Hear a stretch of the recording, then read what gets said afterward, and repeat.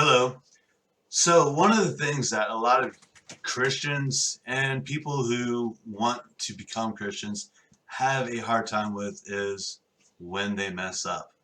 When they do something that hurts somebody that they care about, someone, even a friend, colleague, it happens, right? We all mess up. We're human. In fact, I mess up a lot. So what happens is after we do that thing that hurts somebody, whether it be say the wrong thing or an action that we did or we weren't paying attention to what we were doing and we did something, is making amends. Now, with Jesus Christ, he died for our sins. In fact, God and Jesus, they're the most forgiving of what I'm about to talk about because they will forgive you. They ask that you don't do it again, that you learn from your mistakes. That's the one thing that they want. They want you to learn from your mistakes so that way you don't sin again. It is us humans that have the hard time making amends, forgiving. And that's why Jesus had talked about if someone does something to you, forgive them 30 times 30, or however you want to look at it, keep forgiving them. It's making the amends. That because our guilt makes us want to feel like we need to make the amends. So in the Bible, in actually Numbers chapter 5, they talk about retribution or paying back, for that sin that you did.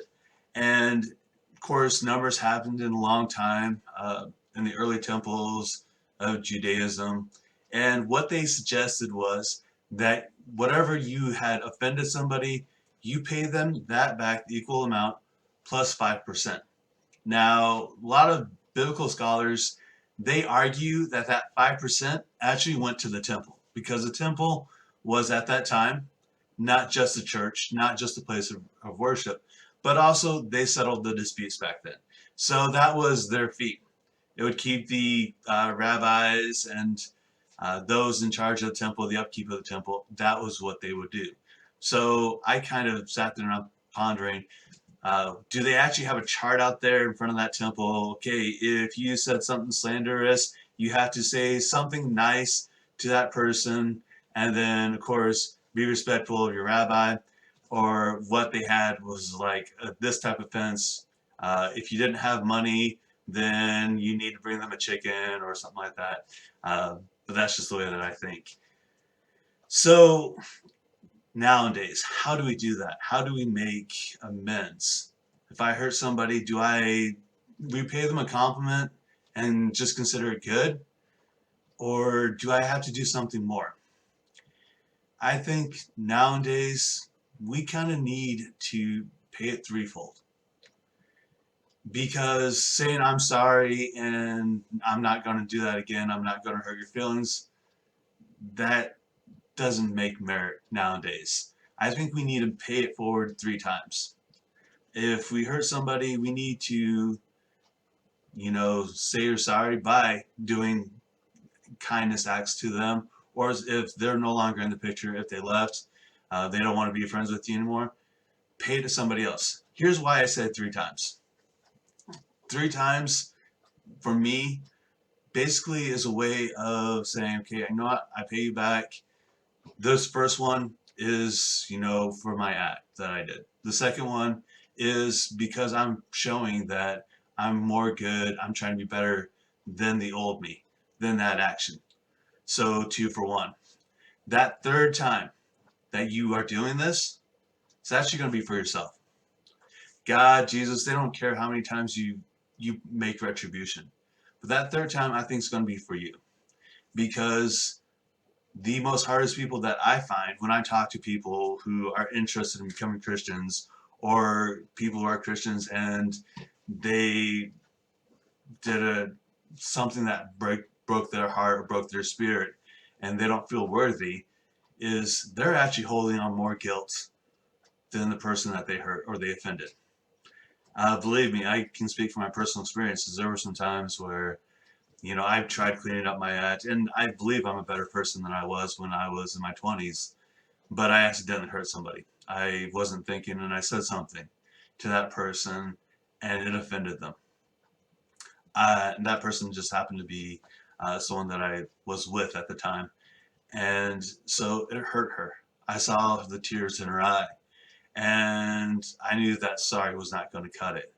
So she eventually forgave me, which felt good, took the load off, but there was still a huge weight on my chest. God and Jesus, they will forgive you. They know that you guys are not perfect. They understand this. It is us forgiving ourselves. It is us making retribution, understanding that there are consequences to our actions, and then that sometimes we need to slow down. In this fast-paced world where we have a whole bunch of things going on at one time, we need to slow down. We need to think before we act, think before we speak, try to take in considerations. Are we going to be perfect the further down we go in this journey of becoming better Christians? I hope so. Are we gonna still make mistakes? Yes. In fact, I had a person who I considered to be, he was a mentor to me, and he was 80 some odd years old at this time, and we could think he would do no wrong. Me and another friend who were at that time, we were in our early 20s. We were trying to get past our bad selves, and he admitted that he accidentally said something to his girlfriend at the time. Yes, 86-year-old guy had a girlfriend. Um, and he kind of offended her because basically she asks, "How do I look in that dress?" He still says, "You know what? Even me, I'm not perfect. I'm going to make mistakes." The biggest thing is recovering from it, making the amends, and forgiveness.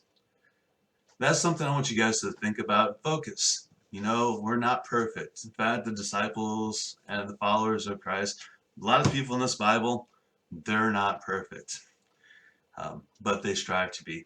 And that, I think, carries merit, is when we strive to improve ourselves and strive to correct the wrongs that we did in our past. So as you go forth, I wish you the best of luck, and thank you.